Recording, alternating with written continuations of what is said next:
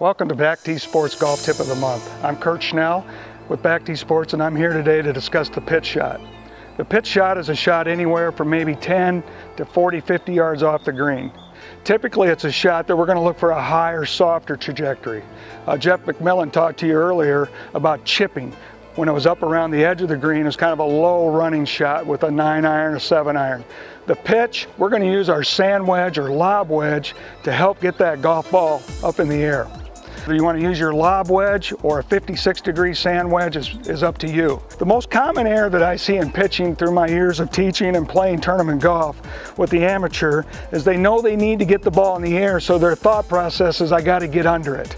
And when we do this, when we try to scoop or lift it and the right hand comes under, if you'll watch the club head, it comes up and it's going to catch the ball right in the belly of the ball, or it's going to hit the ground and we chunk it. To counteract that, we need to get the mentality of hitting down on the ball. We want to take a little bit of a divot.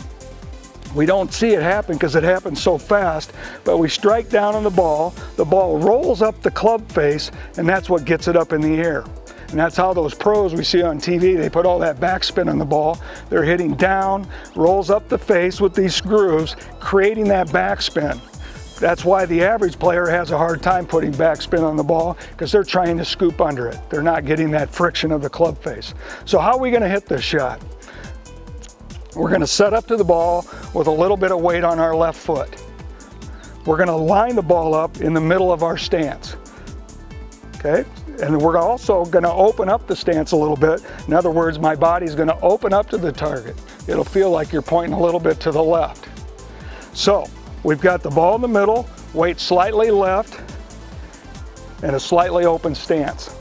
Now I'm in a position, when I swing the club, I'm in a position to hit down on that ball. Now, in the chip shot that Mr. McMillan talked to you about, it was a firm wristed stroke. We didn't use our wrist. It was allow the wrist to hinge going back like this for two reasons. Number one, that's going to help us to hit down to get the ball up. And number two, we're a little farther from the green, so we got to allow the wrist to hinge to get the club head speed to get the ball to the hole, because we're using a more lofted club and we're farther away. Then the fifth thing is to make sure our body, our hips and our chest keep rotating through the shot, so when you're done, your belt buckle's facing the target. So I'm going to hit a couple here and we'll give it a try. So I'm going to allow the wrist to hinge going back, rotate my hips through and my chest, and when I'm done, my body's facing the target. The common error that I see with the average player that has trouble with this shot is their weight goes to their back foot, their right wrist comes under. You can see my body has not rotated through the shot whatsoever. If you'll notice, I took just a little bit of a divot there. I hit down to make that ball go up. So by putting the weight left and the ball in the middle, this is going to produce a descending blow or descending hit down onto that golf ball.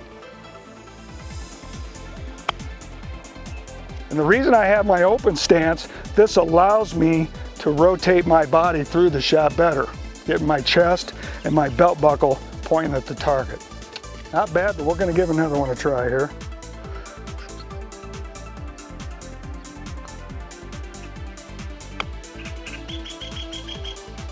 This shot's crucial, folks. The average player might only hit 2, 3, 4 greens in regulation around.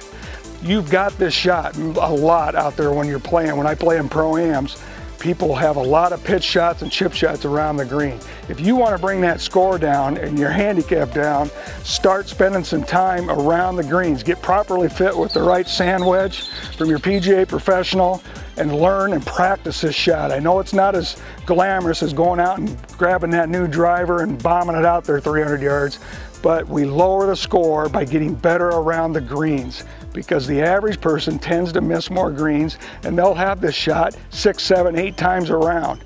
So get good with your lob wedge and your sand wedge. I hope these tips will help you with your pitching, and I want to thank you. This is Curt Schnell again with Back Tee Sports.